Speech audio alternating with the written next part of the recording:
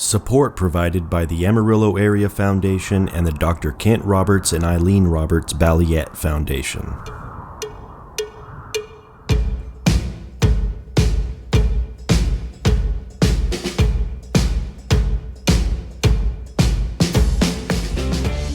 Art in all forms often exists beyond the walls of museums.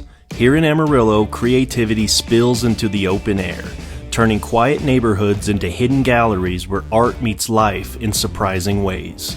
In the 1990s, the Dynamite Museum sign project emerged, an effort by local artists to place thousands of unconventional signs across the city. These pieces, both playful and thought-provoking, transformed Amarillo's streets into a landscape of unexpected encounters with art. Decades later, fewer than 1,000 signs remain, reminders of a time when creativity thrived in ordinary spaces.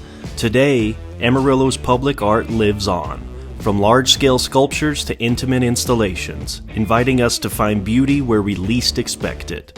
In this third chapter of In Open Air, we explore the hidden canvases of Amarillo, the signs, sculptures, and installations that reshape our sense of place and bring art into the everyday.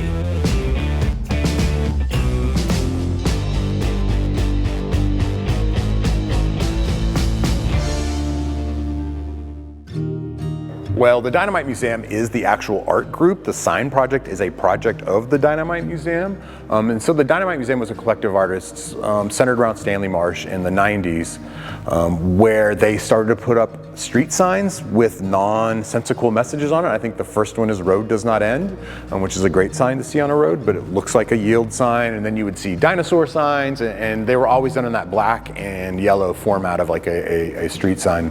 But as it progressed, the signs got a little bit more interesting, a little bit more wild. So there would be poetry on the signs, there would be sayings from books. There was one about art, where there's a whole series of statements about art. There was a series of Native American and indigenous paintings. And what I realized, it was an artist collective. And at the time, I was an artist, but I didn't understand art like that. And so, I thought art was what you saw in comic books and what you saw in museums, and it was illustrative, and I didn't really understand abstract art or conceptual art. And so it was just fun for me to be part of that. And as I look back, it definitely influenced me because, first of all, it's scale. While the signs themselves may not be super big, the entire project is enormous. There are debatable amounts of signs. We're just going to say there's 3,000, and it's the entire size of Amarillo. So the art project is as big as Amarillo, which is an enormous art project, arguably one of the largest art projects, square footage-wise, in the world. It was a unique experience for me because it wasn't just about this collaborative group between us as artists, but it was really about making people see Amarillo a little bit differently and making realize that it's not exactly what you think it is, which definitely feeds into my mural project, making people think just a little bit differently about where they are and what they're seeing and who they are as a community.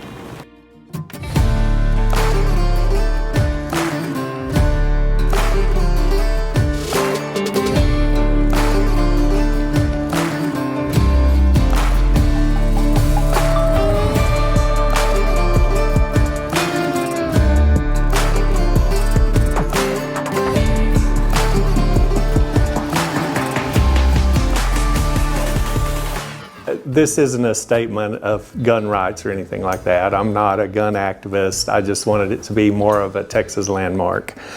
And so you get mixed emotions. Some people don't like guns at all. Some people love guns, but that's not what it's about. It's about, our true heritage. This country was founded on, the Western way of life. Shoot rattlesnakes, whatever. Guns are very important in the development of Texas. We're not really on I-40 or on the Loop, so we're off on Cliffside Road, so it's more of a private road.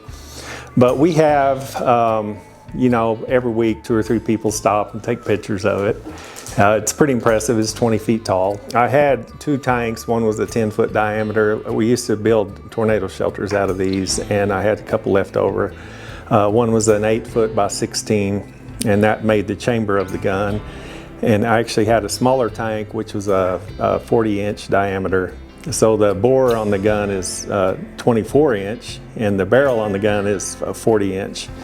And then to make the stock, I had a 10-foot tank, and we actually cut it, rolled it out, and it made all the plate for the sides of the gun. And then I used some thick 4-inch square tube for the bracing inside the gun. So it's not going to fall down. It's got a lot of interior structure bracing. And then the hard part was, instead of climbing up 20 feet high and building it, off scaffolds or whatever, I built it on its side, so I was only 8 feet high. But then you've got to figure the angles of everything, block this up, level this, so that when you stand it up, it's uniform. So that was a challenge.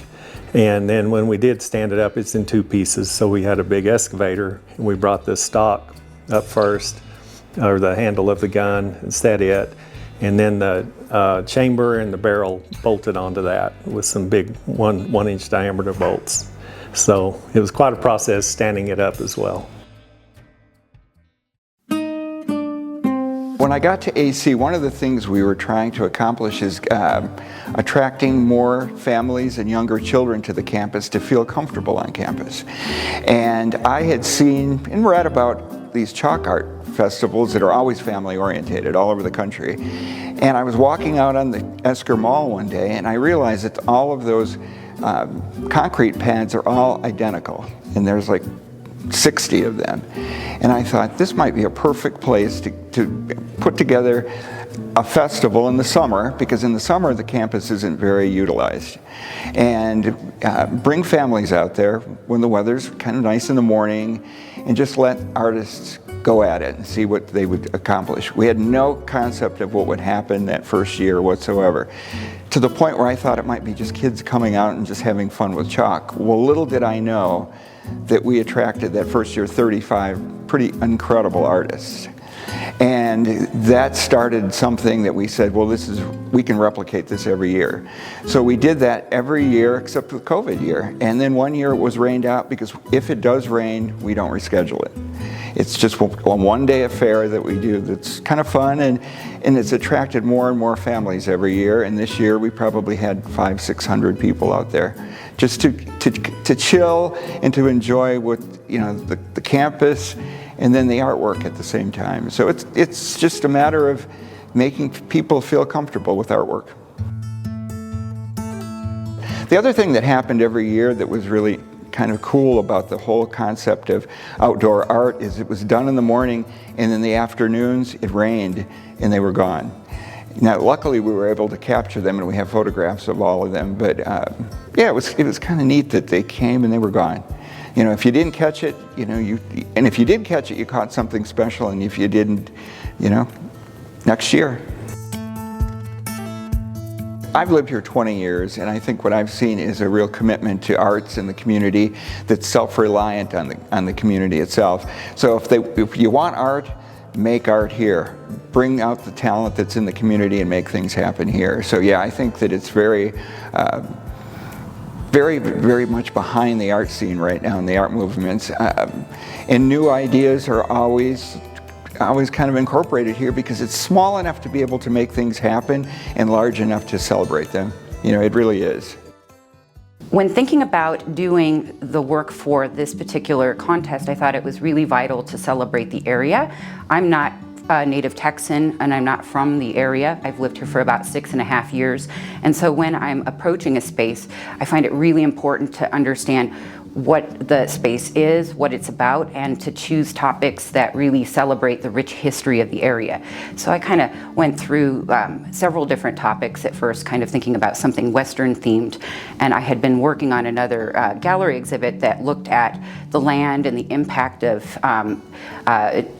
people throughout the history of the area and sort of shaping it into what it is today. And so I decided that Kawana Parker was probably the most fitting individual, especially because I wanted to celebrate someone that it's kind of an interesting thing. As I talk to people in the area about Kawana, I often get this, oh, I think my family's related to him. And so I thought, okay, that's an interesting romp to go down. And so I also, because of the proximity to the canyon lands, and this being sort of the larger historical theater for where he lived and impacted really the shaping of this place, I thought he was absolutely the most perfect individual to sort sort of celebrate in a large way on the land at Amarillo College. Primarily, I'm a sort of a figural artist when I'm using or working in more of a fine arts mode, and I absolutely love portraiture. So when looking at a square of that size, because 8 by 8 is pretty daunting, it's like, oh my goodness, and you have to kind of think of it as each segment's going to take, you know, about an hour per 2-foot square to complete. So I usually look at what image I'm going to choose. First and foremost, based on, I worked from a historical photo that I pulled off of an archive site because I wanted to make sure that I was being really accurate and respectful to the individual. And then within that, of course, the day of, being at a chalk festival, it was beautiful outside.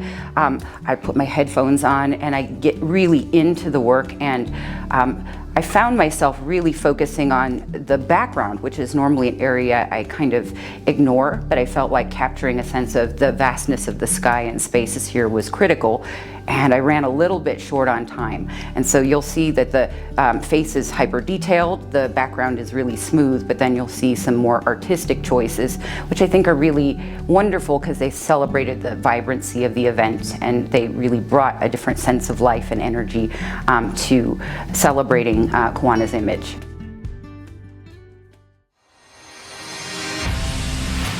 Where do we draw the line? A mural on a building is clearly public, but what about a custom painted motorcycle blazing down the highway? Its colors catching the eyes of everyone it passes. For Amarillo's John Stromberg, that line is an invitation to bring art into motion, transforming metal into a moving masterpiece, extending his work far beyond any gallery wall. And Amarillo is a weird little place, you know, it's fun. You have the worst of everything. You have the worst weather, you have the worst wind, it's flat, you don't have a whole lot of things to do, but at the same time that kind of makes you more resilient, makes you try harder. So that's what I've ended up doing, is stay in Amarillo and try it hard.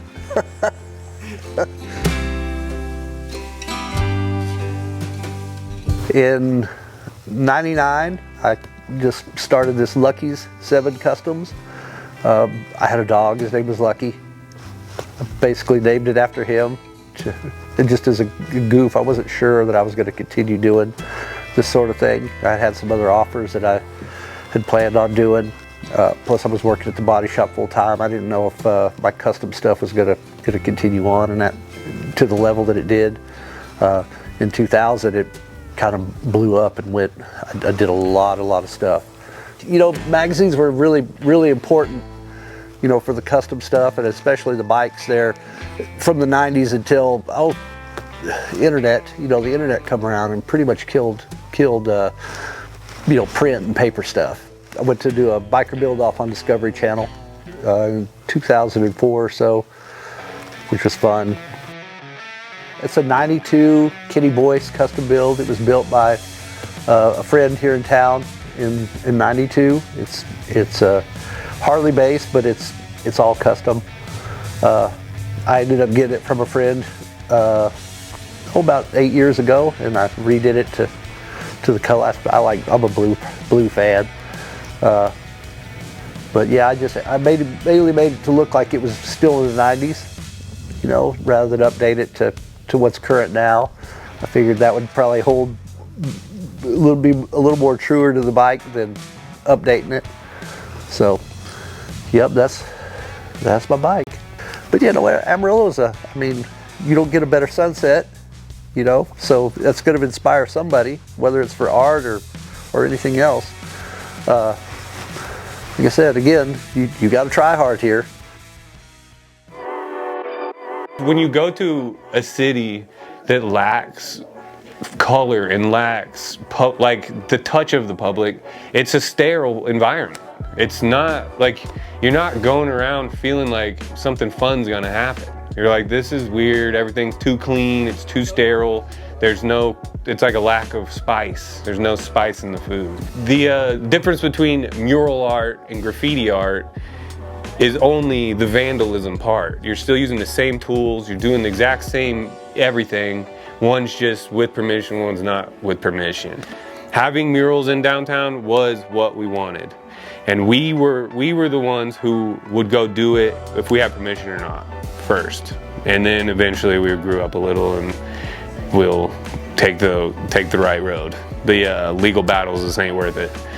But you know, overall, I'm overall happy to see color on the walls. I would much rather see a place that's designed by the people who live in it. It's like creating awareness without you even knowing it. Like we are giving you love and consciousness and awareness. We're forcing it into you without your permission. Because guess what? We're painting it on your stuff.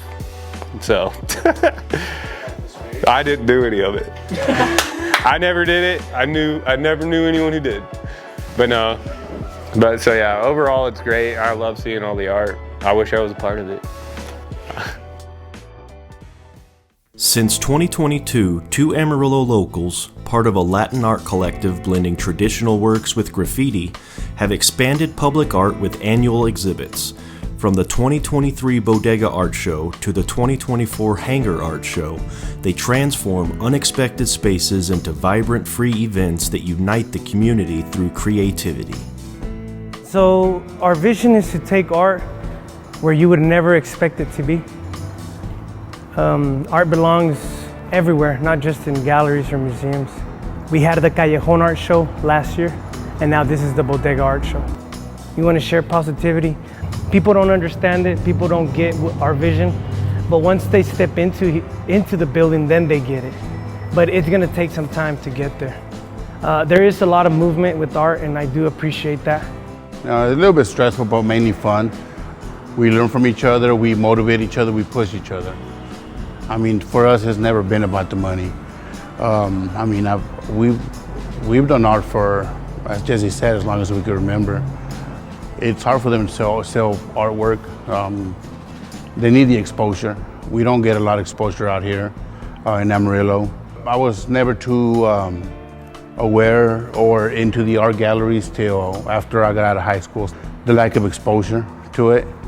I mean, if I would have known back then what I know now, I would have been way more involved at an earlier age in regards to art shows, art venues. You're an artist, you have the freedom to just mix anything that you can find a marker, use that marker. So I mean, I think by us doing something like this, it's gonna, you know, those other people that might have some similar ideas, at least help them realize that, it can happen. It is possible. Nestled in the heart of Amarillo, Arts in the Sunset stands as a vibrant cultural center, a sanctuary where art and community converge. Originally a shopping mall, this building has been transformed into a hub for creative expression, home to dozens of artist studios, galleries, and event spaces. Walking through its halls feels like stepping into an open invitation to experience art from diverse perspectives and media. This once retail-centered space now serves as a canvas itself, dedicating to nurturing the creative pulse of Amarillo. For local artists, Art in the Sunset is more than just a place to work.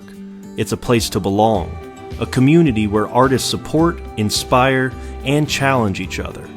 It's here that emerging talent finds its footing and established artists push boundaries, all in a shared pursuit of creativity.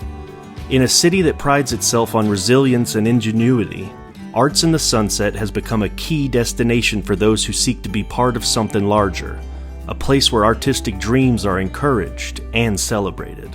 Arts in the Sunset, before it was called Arts in the Sunset, was obviously the first indoor mall in Amarillo. And when the Crouches bought it, and Anne Crouch decided to make it more of an art facility, she wanted to have a component that had plants, more natural, more organic things. So throughout the mall, she would have all those little planters that had plants, and then she decided to create sort of a garden, if you will. It's not your typical garden. And so she worked with different artists from locally as well as regionally, and would have them bring in pieces, and she purchased some of those pieces, but they still kind of give a feel in the garden of kind of that peaceful, artistic. It's a place you can go and really meditate and feel relaxed in.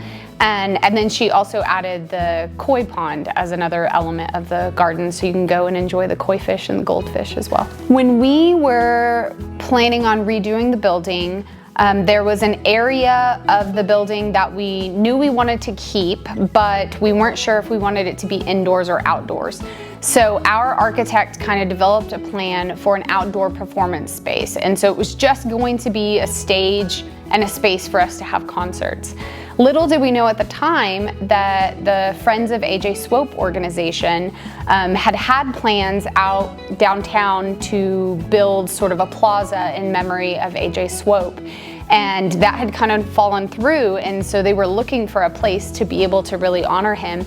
And friends of friends knew that we were doing this and mentioned it, and it was just such a perfect fit. So AJ being so well known in the community, but specifically being a musician himself, I know his parents and his widow really wanted to honor him in a way that would see a lot of community involvement, that he would get to live on through what he was passionate about. And so like I said, it was just a perfect fit. And ever since we opened the plaza last September 2023, we have had countless events in that space. We've held our summer market, we've had concerts. So I definitely think it has hopefully fulfilled what their wishes were for his memory.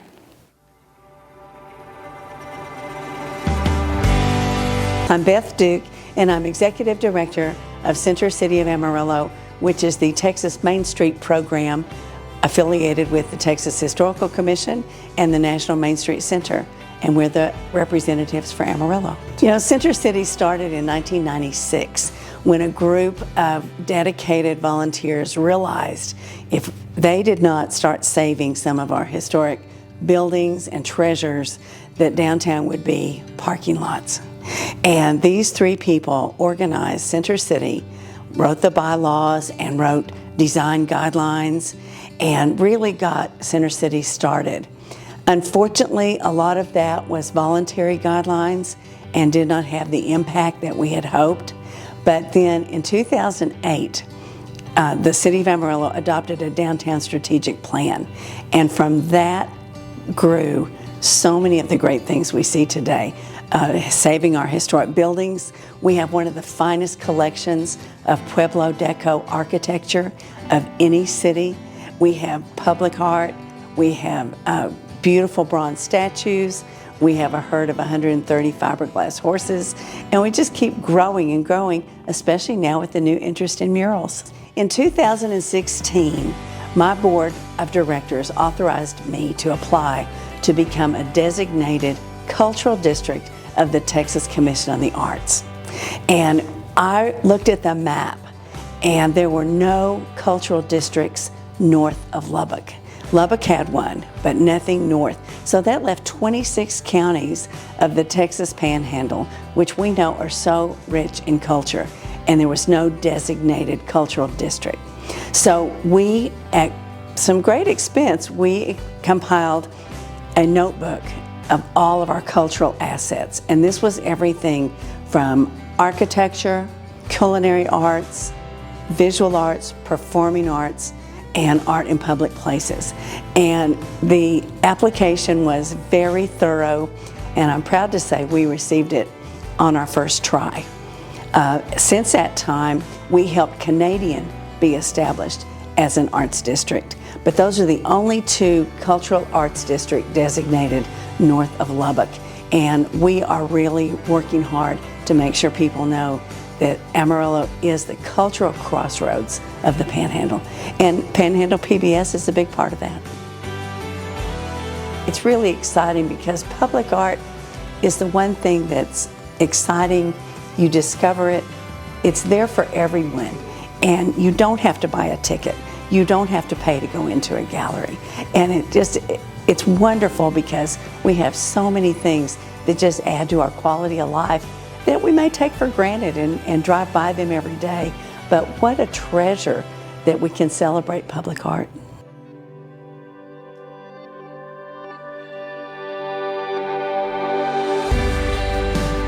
Art has always been more than paint on a canvas or stone shaped by hands. It is a mirror. reflecting who we are and what we value. In Amarillo, the story of public art is one of resilience, ingenuity, and connection. From the timeless beauty of Palo Duro Canyon, immortalized by Georgia O'Keeffe's brush, to the bold defiance of Cadillac Ranch, planted as a monument to creativity and dissent. This land has long inspired the daring and the dreamers. But public art in Amarillo isn't just the work of lone visionaries. It's a movement, a mural rising on the wall, a sign whispering humor from a forgotten corner, a chalk drawing that fades with the rain but endures in memory. It's the educators who pass on the craft, the festivals that turn parking lots into galleries, and the communities that rally to make it happen. Here, art finds its place not just in hushed museums, but in fields and alleys, on storefronts and streets. It is sculpture and graffiti, tradition and rebellion, permanence and ephemera. It is at once deeply personal and profoundly shared. Amarillo's public art tells the story of a community that refuses to be defined by boundaries. It dares to look back at its roots, to celebrate the land and the culture that gave it shape. And it looks forward, embracing new voices and new visions, proving that creativity, like the wind on the high plains, can never be contained.